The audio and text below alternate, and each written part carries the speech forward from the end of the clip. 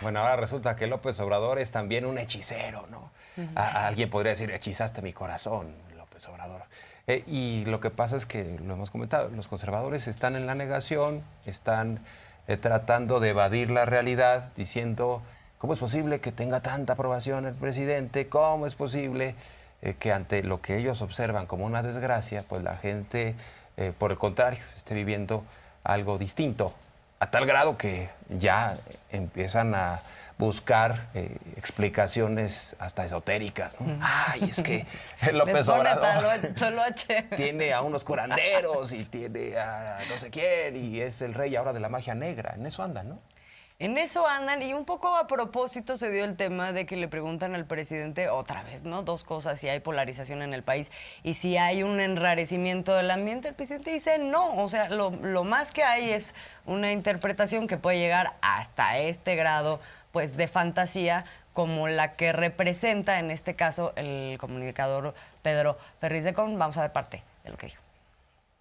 Bueno, antes era yo el rey del cash, luego el rey del acarreo. Y ahora resulta que soy pues el rey de la magia negra. Nosotros respetamos todas las creencias, todas las religiones, los libres pensadores. Pero Pedro Ferriz, no sé si papá o hijo, papá, ¿por qué no lo pones? Porque eso no es coraje, odio, eso es ya pues una caricatura de protesta, de cuestionamiento, de crítica, ¿no? No pasa de eso. López Obrador es un presidente que recurre a la brujería, sí. ¿Es un hombre de poder? Sí. ¿Ha recurrido a la magia negra? Sí. ¿Ha recurrido a rituales de muerte? Sí. ¿Y con qué solemnidad lo dice? ¿Con qué seriedad? Parece que es el pastor Pedro Ferriz de Con. Es el que su padre, Santa Cruz, hablaba de los ovnis, de los ¿no? ovnis, también de cosas sobrenaturales. Pero aquí tenemos a un Pedro Ferriz que habla de algo que no puede probar. Porque ¿en dónde están las pruebas? Dice, ¿que hace brujería? Sí. ¿Que hace magia negra? Sí. ¿Que ha hecho rituales? Sí. ¿Y en dónde están las pruebas, señor Pedro Ferriz? Pues es puro cuento. Es puro cuento. A ver, es muy fácil de explicar la aprobación del presidente. Forma parte, es la cabeza de un movimiento que lleva décadas luchando por la libertad de expresión, porque se dejen de robar los recursos públicos. Estamos hablando de un movimiento popular y eso se vio el domingo pasado. Personas que más allá de la coyuntura dijeron, nosotros estamos apoyando algo que consideramos justo frente a la injusticia neoliberal, el saqueo sistemático. A ver, es muy claro, o sea, cuánto robaron Calderón, Salinas, de la Madrid, las arcas llenas para ellos y el pueblo pagando impuestos, el pueblo de alguna manera pues siendo quien pagó también los platos rotos. Entonces, pues no tiene nada que ver con... Entonces, ¿por qué no hace magia negra Pedro Ferriz para contrarrestar? O sea, si fuera un asunto de magia negra, ¿no? Entonces, que ellos hagan magia negra. Muy en serio.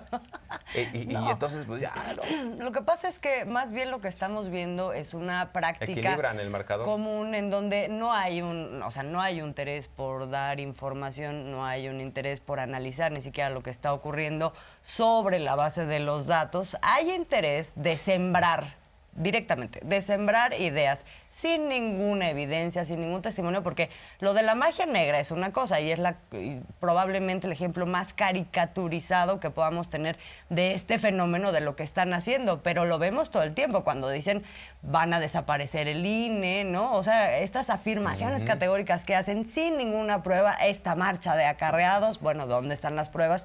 En todos los casos de lo que se trata es de sembrar una idea y luego seguirla amasando ahí en redes sociales, hasta con encuestas. El propio Ferriz de Con luego sacó una encuesta para ver si la gente pensaba lo que él ya había sembrado, ¿no? O había querido sembrar. Por cierto que pues las redes sociales, como sabemos, pues no son representativas en realidad de lo que está pasando allá afuera. Sí, 75.7% le dice que sí. Pero además, parte de la aseveración absolutamente cuestionable, porque dice, tenemos reportes que se practican de manera cotidiana rituales de magia negra. Sí, ¿quiénes están reportando esto? O sea, ¿dónde? ¿cuál es la fuente? La fuente literal, la que está ahí en medio del Palacio Nacional, el agua. Así es. Y bueno, pues sí, hay que decir que él forma parte de Frena, ¿no? Entiendo que en su momento ya dijo que no quería, dio un paso al costado, que porque pues no estaba haciendo lo suficiente Frena para precisamente sacar a López Obrador de Palacio Nacional, pero sí, cuando menos constituyó este grupo que como expresión ha sido la más, digamos, cercana a la ultraderecha y con el ánimo de que no terminara su sexenio López Obrador. Hay que insistir en eso. Pedro Ferriz fue un pretendido candidato a la presidencia de la República, a ver si no lo intenta de nuevo, pero pues con ese tipo de argumentos es difícil también que se les tome en serio, ¿no? Es difícil que alguien que aspira, por ejemplo, a ser contrapeso de López Obrador desde la oposición pueda sostener que lo que plantea Pedro Ferriz tiene sentido. Sí, y luego dicen que el apoyo al presidente es irracional. Es que no hay nada más irracional que lo que estamos viendo en este tipo de ideas que se intentan sembrar. También a propósito de eso, el presidente, cuando le preguntan el tema de la polarización, ya lo adelantamos, dice no hay ninguna polarización, y no solamente porque hay una mayoría de población que está a favor de un proyecto de manera consciente, de manera racional y sobre la base de datos de situaciones que están sucediendo en el país, no de estas cosas fantásticas que de pronto se nos plantean, sino también porque no es cierto que solo la población más pobre de este país esté a favor de este proyecto. Eso no es tampoco así. Vamos a escuchar. No hay polarización, hay politización. ¿Por qué no hay polarización? Porque la mayoría de la gente está de acuerdo con lo que se está haciendo. Tenemos el respaldo de la gente. Ese es su principal problema, que desprecian al pueblo y creen que el pueblo es menor de edad, que el pueblo es tonto. No, tonto es el que piensa que el pueblo es tonto. Tienen que tenerle más respeto a la gente y no actuar con actitudes de superioridad, sentirse más. Es un problema serio de clasismo, de racismo.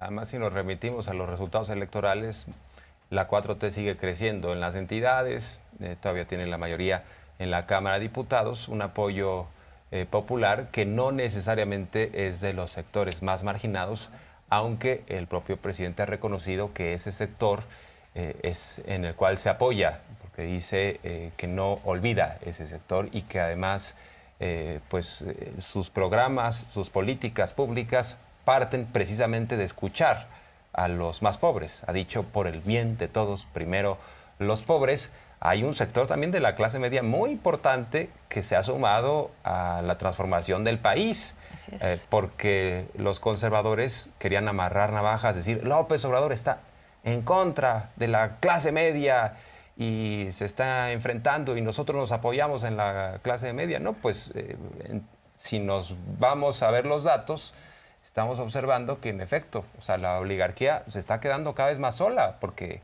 aumenta la aprobación del presidente. La oligarquía ya no está teniendo un discurso que le haga sentido a la mayoría de la población. ¿Por qué? Porque pues, ya gobernaron, ya se sirvieron con la cuchara grande, ya aplicaron la técnica de la copa, ¿no? Que iban llenando una copa para derramar algo, pero metían otra copa y seguían hasta el vómito, ¿no? Sí, lo que pasa es que ya quedó en evidencia los resultados de una serie de políticas en donde ahora, por ejemplo, han tenido que pagar impuestos, cosa que no querían hacer y metían 20,000 justificaciones, ¿no? Lo del incremento del salario mínimo, o sea, cosas que estaban dentro de las falacias que se vendían para que se pudieran mantener ciertos privilegios, ahora ya se entregan los resultados, entonces ellos mismos se quedan sin argumentos para poder seguir peleando que las cosas sean de otra manera. Y mal que bien, aunque estén más de acuerdo o menos de acuerdo o sean parte del apoyo fuerte del presidente, de todas maneras se han alineado y eso ha dado resultados. Entonces, bueno, pues eso es frente a lo que nos encontramos, pero sin embargo, sí vale la pena que veamos cómo están dándole lectura, por ejemplo, a este apoyo que estamos mencionando al proyecto presidencial que se expresó de una manera muy contundente en la marcha del 27 de noviembre, en donde hay una negación, como dices, Jorge Armando, brutal, y todavía en programas de estos días de opinión, pues se refleja muy claramente, ¿verdad? Y también quisiera recordar que esta película ya la vimos. Yo vi la manera en la cual la gente salía feliz a manifestar su posición de apoyo a Luis Echeverría. Cómo muchos intelectuales acaban seducidos por la narrativa de la democracia participativa, el gran líder que cambia el statu quo, y se prestan a justificar cosas que jamás habrían justificado. La democracia participativa, tal y como se está instrumentando en nuestro país, con consultas fársicas que no cumplen los requisitos legales, con casillas insuficientes, solo validan la voluntad a priori de Andrés Manuel López Obrador. Pensar que eso es participación es tergiversar el sentido de la participación. Si tanto les gusta la democracia participativa, imagínense lo que hubieran sentido si Calderón hubiera iniciado una consulta popular sobre el aborto poniendo solo casillas en Guanajuato. Es corrupción porque supone el uso de recursos públicos para disponer de una persona como instrumento político. Y qué mesas tan plurales, ¿no? Además. Sí, no, eran todo en contra todos de... contra Violeta Vázquez Rojas, sí, que por cierto estuvo muy bien la intervención de Violeta, pero pues bueno, no le podemos pasar aquí todo el programa, pero este es un ejemplo, ¿no? O sea, se plantean cosas que son verdaderamente irracionales. Lo de las casillas ni siquiera lo entendí. O sea, sí, cuando habla de con pocas casillas, como si eso además dependiera del presidente y no eso de una larga discusión que se dio con el INE, que no quería poner más casillas, en fin. Porque no querían bajarse el sueldo de los consejeros, porque no querían tocar su fideicomiso, no querían tocar el cochinito, y dijeron, no nos va a alcanzar. Si no nos dan millonadas, no habrá una consulta popular en términos de lo que se requiere para la participación ciudadana. Denise Dresser dice, esta película ya la vi, porque Luis Echeverría y todo esto del populismo.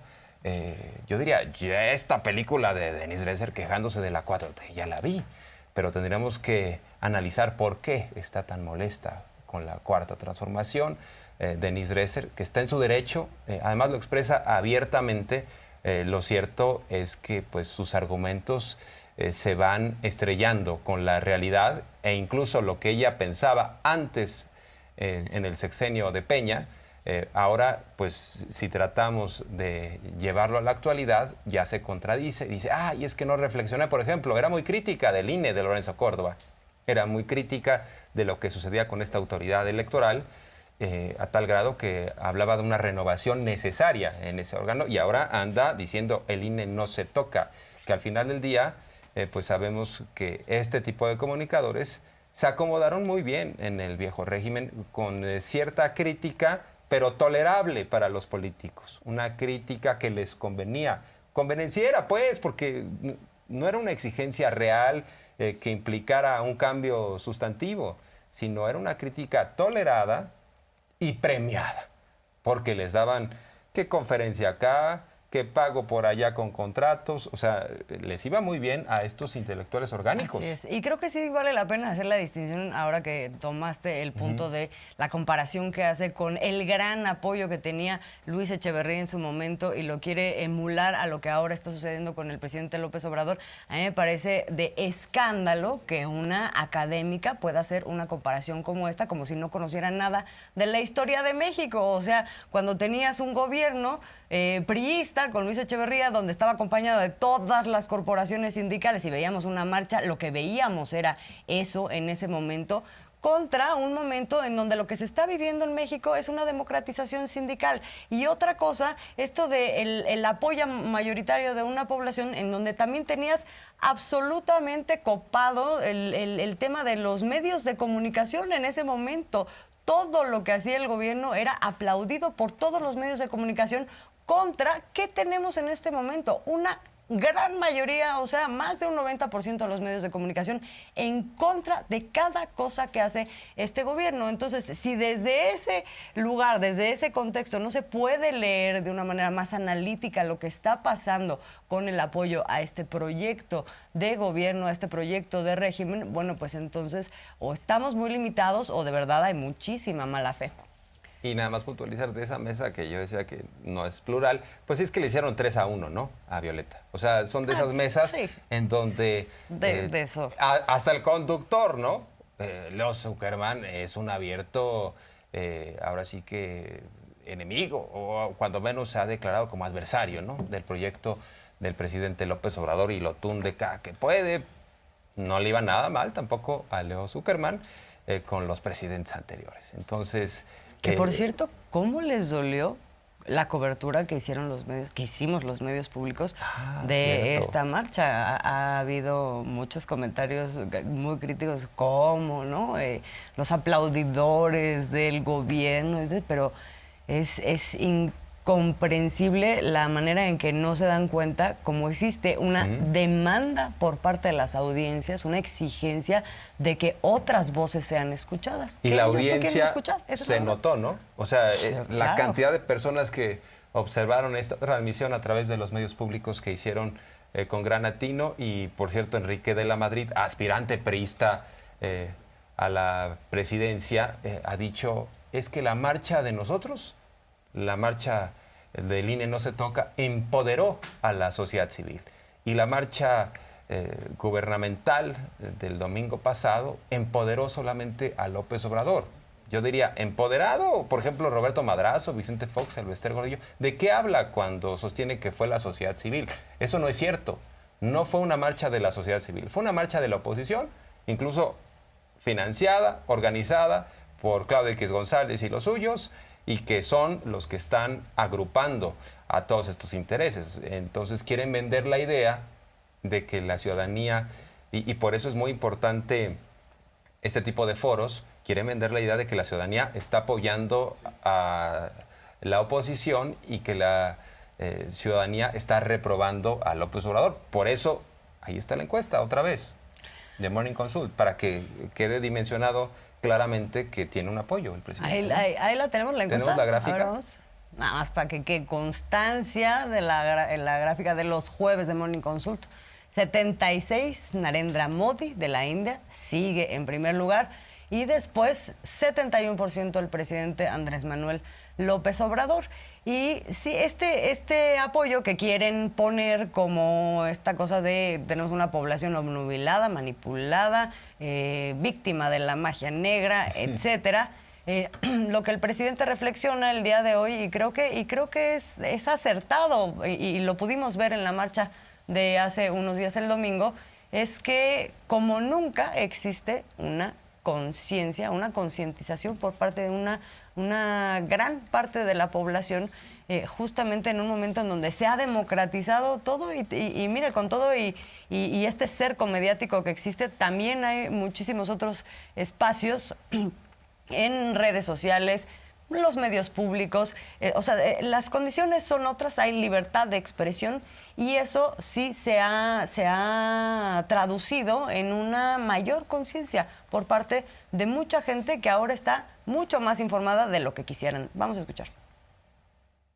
Conceptualmente, teóricamente, las revoluciones, las transformaciones se pueden hacer a partir de que hay una vanguardia, pero no significa todo el pueblo. Cuando hay revoluciones y se triunfa así, se corre el riesgo de que haya traiciones. Se triunfa y los que llegan se olvidan del pueblo. Por eso, lo mejor, que es por lo que optamos nosotros, es por crear conciencia masiva, el ir pueblo por pueblo, plaza por plaza, y muchos años. Entonces, como nunca, hay millones de mexicanos, mujeres y hombres conscientes. Este es el fenómeno nuevo, del todo nuevo. Hace rato Eso es dijiste lo nuevo. algo clave. Pudimos ver, pudimos escuchar a la gente. Estuvimos el domingo recogiendo testimonios. Lo que pasa es que los conservadores no se dignan siquiera a escuchar a la población y por eso dicen, fue magia negra, ellos están negando la realidad. Y a propósito de esto, por ejemplo, en el caso de Carlos Alarraqui, él confiesa que no vio nada de la marcha. Él dice, yo me puse a ver, preferí ver los resúmenes del Mundial el pasado domingo. Sin embargo, o sea, y para que notemos la contradicción, aquí está la carta de Carlos Alarraqui y creo que esto pinta de cuerpo entero el estado de ánimo de la oposición y de quienes esparcen mentiras. Inicia diciendo, literal, tampoco vi los noticieros de la noche, preferí ver los resúmenes del Mundial. Sin embargo, ya hacia el final sentencia que fue la marcha de los acarreados. Dice, no se dejen engañar por los gatos de la nación, mejor conocidos como siervos. Dice, los pobres acarreados, o lo que es lo mismo, los acarreados pobres. O sea, no vio nada, no escuchó nada, no se dignó a siquiera ver un resumen real de lo que ahí aconteció y pues el prejuicio es el que moviliza a su pluma y sobre todo también el interés de jugar a favor de un sector. Y ahí sí dice, hubo acarreados, pero no vi nada. No me enteré, pero hubo acarreados. No quiero ver, pero tampoco te voy a aceptar nada, no voy a aceptar nada de lo que hay allá afuera, de lo que está pasando y de esta realidad. Bueno, pues sí, hay mucho enojo. Vamos a un siguiente tema que abordó el presidente, que está relacionado con esto, que es la conceptualización que hace del modelo que se está aplicando en México y habla de nuevo del humanismo mexicano y pone el acento en la parte mexicano que tiene que ver con nuestra historia, con la recuperación de pensamientos y de acciones y de reformas de distintos momentos de nuestra historia, aprendiendo lecciones y poniendo por delante lo mejor en términos del humanismo. Entonces, por ejemplo, nosotros tenemos que basarnos en nuestro tronco, tiene que ser nuestra historia, y por eso entonces cita a Morelos, a Zapata, a Juárez, a Hidalgo, ¿no?, a los revolucionarios, y donde lo que podemos ver, a Flores Magón, ¿no?, lo que podemos ver de este conjunto, de esta recuperación que se traduce en este humanismo que todavía se está definiendo, este humanismo mexicano, pues son dos grandes pilares. Uno tiene que ver con un verdadero liberalismo, con una democracia bien entendida y junto con el reconocimiento de derechos sociales, pero haciendo ese reconocimiento efectivo y de la mano de esta democracia, de este reconocimiento democrático y poniendo por delante al pueblo. Hubo una queja por parte del PAN que dice, no, nos está queriendo quitar nuestro mote de humanistas, ¿no? Y sacó, de hecho, un comunicado, el PAN, donde dice, demandaremos ante los órganos electorales el derecho de usar este postulado, es decir, el del humanismo, al ser el único partido que los lleva en sus documentos básicos, como si eso significara algo. López Obrador pretende plagiar y tergiversar el concepto fundamental de la doctrina panista al nombrar su modelo de gobierno como humanismo mexicano, siendo que este es universal, y Acción Nacional ha empleado el postulado del humanismo político desde su fundación. Pero ahí vemos claramente que hay una contradicción. Ellos dicen que el humanismo es un concepto universal, pero que van a abrogarse el derecho de ser los únicos ante el órgano electoral de utilizar al humanismo como doctrina. O sea, ahí de entrada exhibidos, ¿no?, en su contradicción, y ellos que se fundaron en 1939, Gómez Morín y esta cofradía, están en su derecho de haber estableció un partido para hacerle frente incluso a la expropiación petrolera. Sin embargo, el modelo de López Obrador tiene que ver con algo mucho más importante, que es que frente al modelo neoliberal, que era de corrupción, de saqueo, de privilegio, tengamos un modelo que mira hacia las personas como iguales y está enfocada precisamente el modelo en el humanismo. O sea, es decir, no vamos nosotros con un ánimo de generar ganancia para un grupo, no estamos con el ánimo de alimentar simplemente a una oligarquía que es voraz, sino veamos a cada una de las personas en su esencia, cuáles son las cosas que le hacen falta y apoyemos a todo el mundo. Y por eso dice el observador, pues yo no me estoy robando este término del humanismo. Es como reclamarle a Luther King, a Gandhi, a Mandela. O sea, ellos han sido algunos que, como líderes, Pero han además, predicado el humanismo. Claro, pero además no solamente dice el presidente, no nos estamos robando ningún término y justifica cuál es la utilización que se le está dando en el marco de cosas que son, o sea, sí están en consonancia con el humanismo. Lo siguiente que hace es, pues, un poco ironizar sobre las contradicciones del humanismo del PAN. Vamos a ver. Dicen los dirigentes del PAN que les estamos plagiando. ¿Ustedes creen que los conservadores estaban de acuerdo en que se aboliera la esclavitud, como lo quería Hidalgo? ¿Ustedes creen que los conservadores estaban de acuerdo en el documento Los Sentimientos de la Nación de Morelos, que decía que se modere la indigencia y la opulencia? ¿Tiene que ver eso con el pensamiento conservador? O lo que decía Morelos, que se aumente el salario del peón, que se eduque al hijo del campesino y del barretero igual que al hijo del más rico hacendado, que haya tribunales que protejan al débil de los abusos que comete el fuerte. ¿Ese es el pensamiento conservador? ¿Y estaban de acuerdo con Juárez? Pues cuando ganaron la presidencia sacaron a Juárez de los Pinos.